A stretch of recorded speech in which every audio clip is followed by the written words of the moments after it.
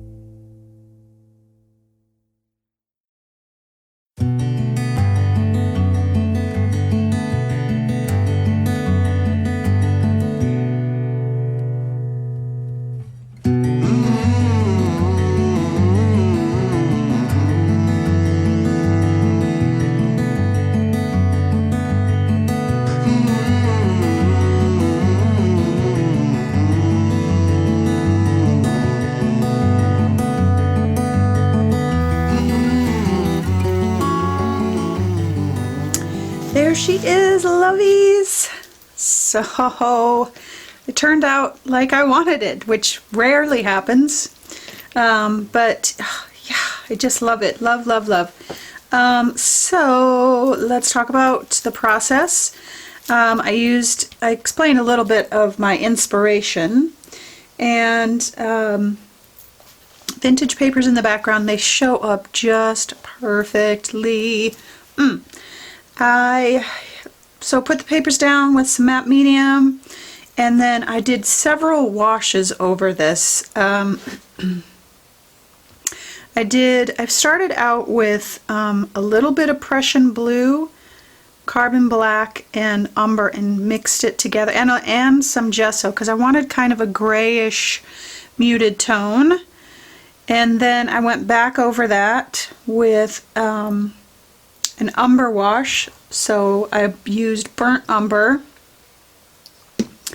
And then I went back over it again with black, and I used glazing medium, and this is super inexpensive glazing medium from Deco Art, but really good for what you pay for it. Let's see.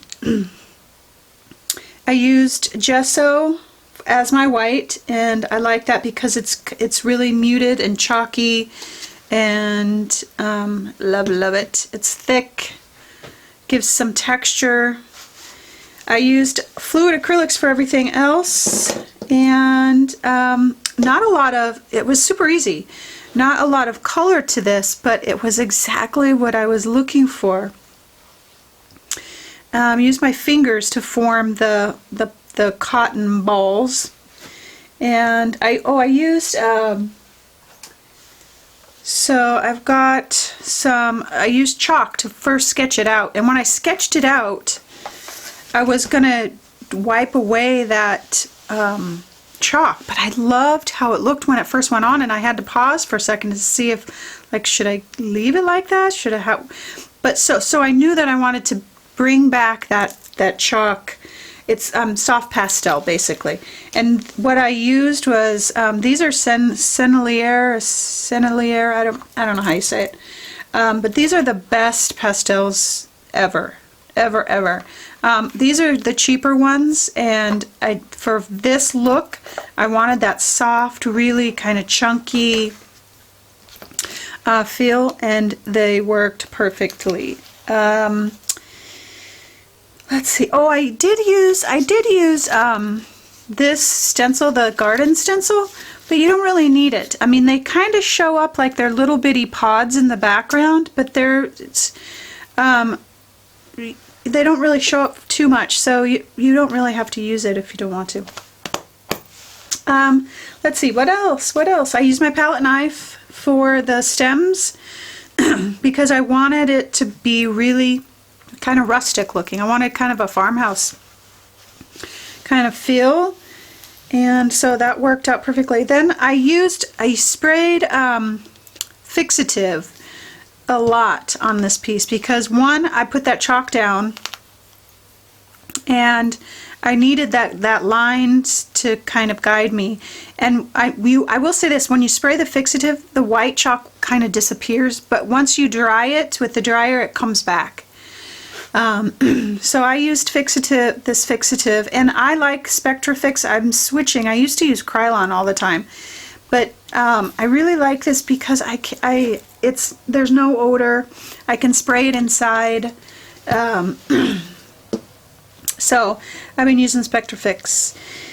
Then let's see what else. And I did this technique, which I'm sure you've probably seen it, but I printed out my words, and then I put chalk on the back. You can still kind of see the chalk residue.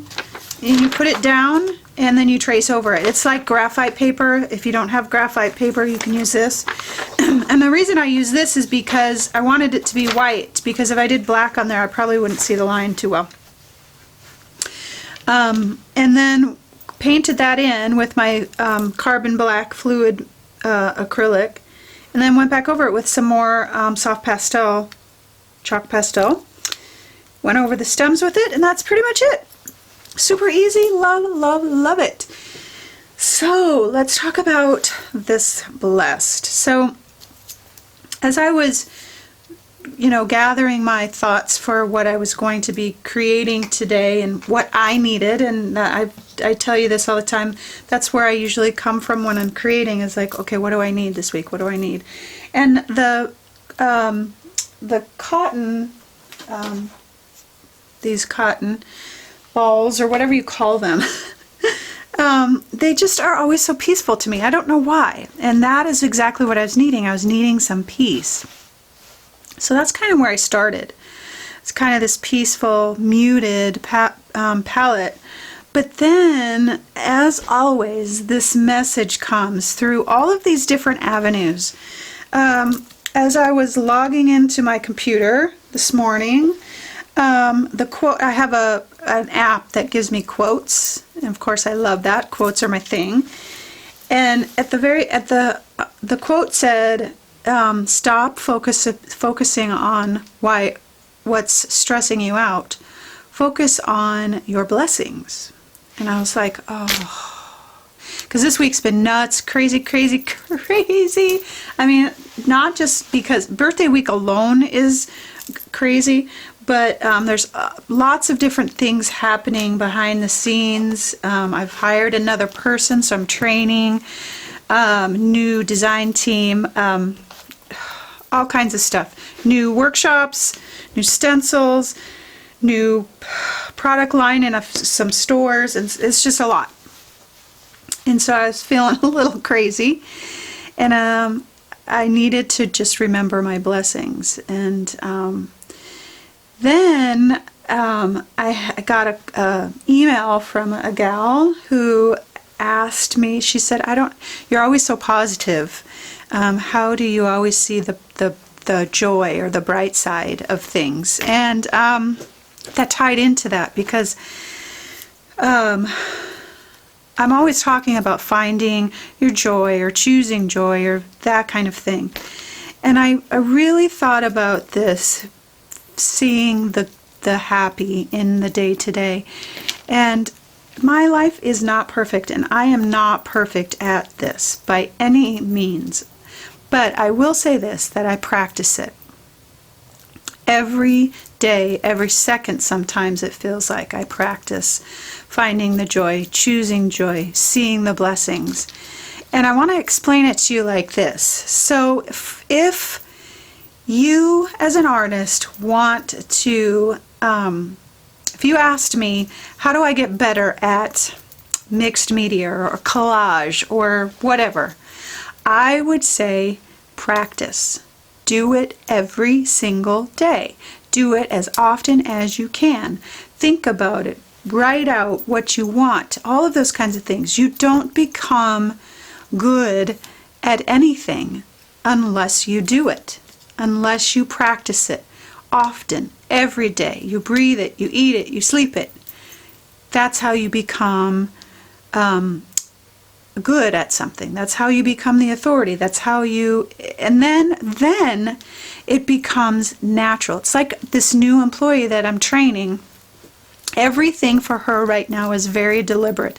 Every step, and everybody knows what it's like to have a new job, and nothing really kind of makes sense, and you have to really like take notes, follow the directions, and it's slow, but you get faster and you get faster, and pretty soon everything is just habit. It's just natural. You know exactly where to go and what to do and all of those things. Same thing with art, and same thing with finding the blessings, finding our joy, choosing joy. We have to practice it every day. We have to show up and do it. Even if, and as an artist, if I want to become good at something, I do it every day, even if I don't feel like it. Even if when I do it, it's terrible.